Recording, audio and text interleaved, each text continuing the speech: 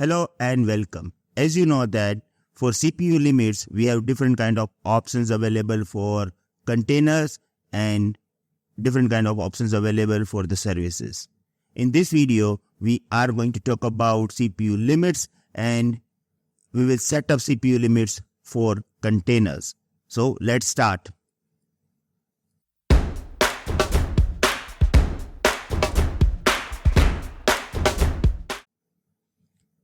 Now, we are going to start with the CPU shares. First of all, purpose, set relative CPU priority for a container. Now, what is a CPU priority? Let's say that if you have one core and two containers are going to request for the CPU, container with higher priority will get more CPU time, right? Soft limit. CPU share is soft limit. Now, description. The CPU share flags set a relative weight for the CPU allocation among the containers. It does not limit the container CPU user directly, but determine its share when CPU is under contention. The default value is 1024.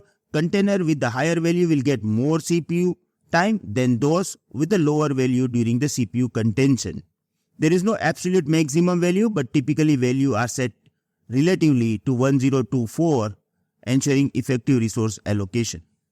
Now let me explain you this, okay? Let's say that I have container. Let me open new whiteboard. Let's say that I have one Docker host, okay? This is my Docker host. Now in this, we have two CPU. Let's talk about one CPU. Okay. Now I have one container. Now this container don't have any limits, means it is working with the default. So let's say that it will have 1024, which is default, right? And I have one container with a share of 512. Okay. Now I'm going to make it very easy. Okay. Now both of this CPU is both of these containers C1 and C2 trying to access this one CPU. Right. Now because of the share of this CPU is 1024. Okay. If this CPU is actually getting 2 seconds, I'm just giving you these numbers, okay? If Docker host is giving 2 second time of CPU to this particular container, okay, this will get only 1 second.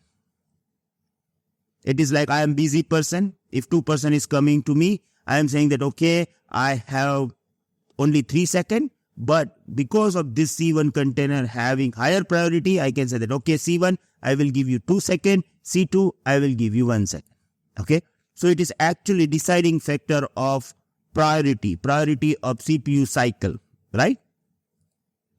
Now example, here we have Docker run DSD name C1, CPU share 512, Nginx latest. So the container has half CPU share of default setting. So it will get less CPU time compared to container with the default 1024 share during the contention. I already explained you this particular example here, so you got understanding. Now if I want to create container, I can directly go to this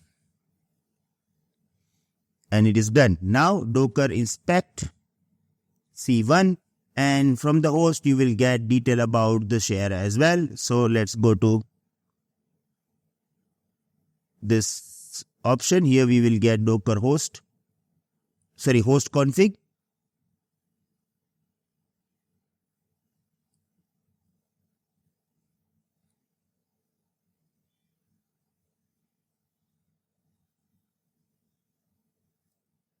Here we have CPU share 512, right?